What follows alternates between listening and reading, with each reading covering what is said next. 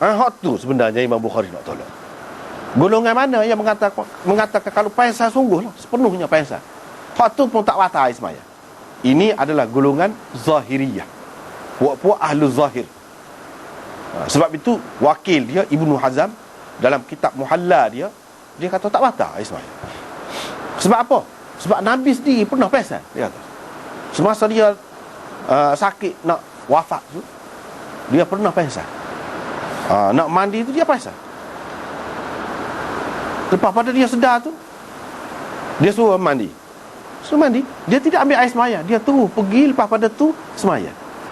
Kata Ibnu Hazm, ini menunjukkan kalau pengsan kuat pun, berat pun, tak batal air semaya. Sebab apa? Nabi SAW suruh orang mandi dia tu nak menguatkan tubuh saja, nak suruh jadi berasa segar, cergah, gitu je. Dia tak ada ambil air semaya, jelas tak ambil air semaya, menunjukkan air semaya tak batal dengan pengsan. Itu kata dia. Tetapi orang lain tidak setuju. Jumhur ulama, termasuklah Imam Bukhari, dalam bab ni Imam Bukhari tak serupa dengan puak-puak Zahir, ahlu Zahir. Dulu kan dalam bab cerita kau gap dia baru ni kan, dalam bab apa ni, tak ada air semaya, apa ni, berhadas kecil, berhadas besar, boleh pegang Quran, boleh baca Quran. Itu dia serupa dengan ahlu Zahir. Imam Bukhari serupa. Daud Zahiri pun kata lagu tu juga. Boleh baca Quran, boleh pegang Quran, boleh bawa Quran, boleh tulis, boleh berlaku lah. Orang yang berhadas besar, berhadas kecil, berjunuk pun boleh berlaku. Imam Bukhari pun lagu tu juga. Dalam bab tu dia serupa dengan puak-puak ahlu Zahir. Tapi di sini tak serupa, menunjukkan Imam Bukhari ni dia bukan termasuk dalam senarai ahlu Zahir ataupun puak-puak Zahiriyah tu orang panggil. Kita tak boleh kata Imam Bukhari termasuk dalam kumpulan tu. Tak. Sebab kumpulan tu dia tidak guna kias. Imam Bukhari pakai kias. Dalam Bukhari ni banyak sekali kias, termasuklah hak ni. Hak ni Imam Bukhari kias dengan hak mana? Kias dengan hak mana? Apa nama ni, kalau pengsan ni kuat, apa ni, hak tutup tu fikiran tu, hak tu batal semaya, dia pakai hak mana? Dalam hadis tak ada.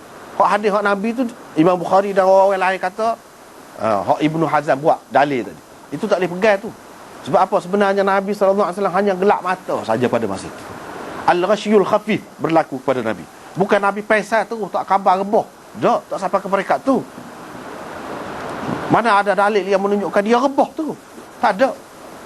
Cuma dia sebut menggunakan perkataan ghasyu juga.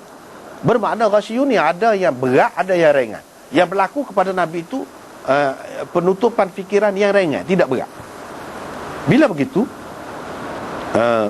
hak ni semua orang terima. Kalau gelap mata saja tak batal semaya. Imam Bukhari pakai hak, kalau berat ni batal semaya, dia faham kok mana? Ada dalil kok. Satunya dia pakai kias. Dalam hadis ni kalau kita tengok kan, hadis ni sebenarnya kita sudah jumpa dah dulu. Iaitu bila Asma ni pergi dekat Aisyah, orang duduk semaya gerhana matahari. Ketika itu berlaku gerhana matahari, sahabat-sahabat duduk semaya. Asma ni kakak kepada Aisyah ni pergi dekat Aisyah. Dia tengok Aisyah duduk semaya. Dia pun tanya seperti kita terjemah saat ni lah. Dia pun berdirilah semaya juga. Siapa dia ni nak rebah. Nak rebah. Maknanya panas sangat. Dia pun ambil air, curah atas kepala. Curah atas, sambil semaya lah, tengah duduk semaya, curah atas kepala, nak suruh sejuk. Maknanya dia khabar lagi tu. Dia sudah gelap mata dah tu. Sudah pening dah kita. Tetapi tidak hilang tu kesedaran dia, tak rebah. Ini orang panggil al-ghasyu al-khafif. Ni tak batal semaya, sebab dia terus semaya. Kalau batal semaya mesti dia berhenti. Ini tidak. Dia masih ada kesedaran. Buktinya dia ambil air, cucur atas kepala, dia boleh buat kerja lagi. Ini maknanya kalau setara ni tak batal semaya. Imam Bukhari faham setara tu dia boleh buat. Maknanya kalau berat lagi, tak khabar langsung, kira-kiranya batal lah semaya. Tapi batal semaya tu dalam hadis ni tak ada jelas, sebab tidak berlaku kepada dia. Kalau berlaku kepada dia, berlaku kepada dia. Lepas pada tu ada orang suruh dia ambil air semaya lah, kamu tak boleh semaya dah ni, batal ada air semaya. Munasabah juga ni tak ada. Imam Bukhari sebenarnya dalam bab ni dia apa ni, pakai kias. Kias dengan apa dia? Dengan tidur. Setara tidur tu. Itu maknanya Imam Bukhari dia pakai kias. Sebab itu kita tidak boleh senaraikan Imam Bukhari ni dalam puak-puak zahiriyah. Tak boleh. Bukan termasuk dalam puak-puak zahiriyah. Sebab puak-puak zahir dia tidak pakai qiyas. Imam Bukhari pakai. Misalnya dalam masalah ni, dia kata qiyas dengan tidur. Kalau tidur tu batal air semaya, setara tidur. Hak ni pensan ni lebih berat lagi. Tak batal air semaya. Setara tidur tu makna seseorang yang tidur dia tak khabar, dia tak sedar adakah dia terkentut ataupun melakukan sesuatu perkara yang lain, dia tak sedar sampai dia boleh mimpi. Orang yang tidur ni, hak tu batal ismail. Setara tu hak ni hak pensan lagi teruk, kata dia. Jadi orang panggil pakai qiyas aulawi. Qiyas aulawi. Kalau setara tu pun batal dah, hak ni lebih-lebih lagi lah batal. Itu kaedah yang Imam Bukhari pakai. Ni lebih-lebih lagi lah terbatal air semaya.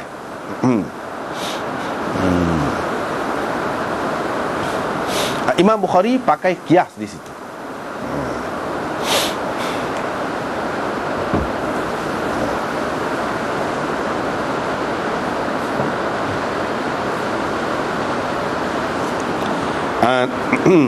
Di sini kita buat nota kaki ni. Dengan bab ini Imam Bukhari mahu menyatakan pening kepala, gelap mata ataupun hampir pitam tidaklah membatalkan wuduk seseorang. Yang membatalkan ialah pengsan atau keadaan tidak sedarkan diri langsung. Tu. Sebab apa? Orang yang tidur ni kita boleh gerak juga. Dia khabar juga. Orang pengsan ni payah, lebih payah lagi. Maknanya kira-kiranya kalau pengsan ni lagilah patut, maknanya dia batal air sembahyang. Itulah Imam Bukhari pegang. Kalau nak kira dalam hadis ni tak ada. Sebab tidak berlaku kepada Asma al-ghasyul muthqil itu. Yang berlaku kepada dia ialah al-ghasyul khafif. Iaitu gelap mata tu. Dia boleh buat kerja lagi, ambil air cucu atau apa, boleh lagi. Dengan sebab itu tidak batal. Tapi kalau kita nak kata telah berlaku al-ghasyul muthqil, ini tidak berlaku kepada dia di sini. Tidak berlaku. Cuma Imam Bukhari kias, pakai kias. Tak apalah.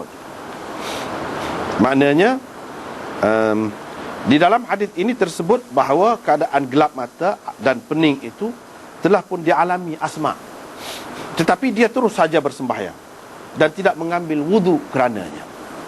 Dia tak ambil air sembahyang. Dengan sebab berlaku gini tak ambil air sembahyang, menunjukkan tak batal. Lepas kita kata, manalah tahu kan batal sungguh ke tidak batal? Boleh jadi dia tak tahu. Ya, keadaan setara tu pun batal dah air sembahyang.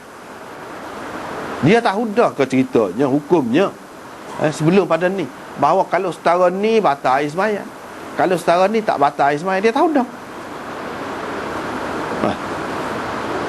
Dia tahu dah ke tidak? Tak ada dalil yang menunjukkan dia sudah tahu sebelum itu.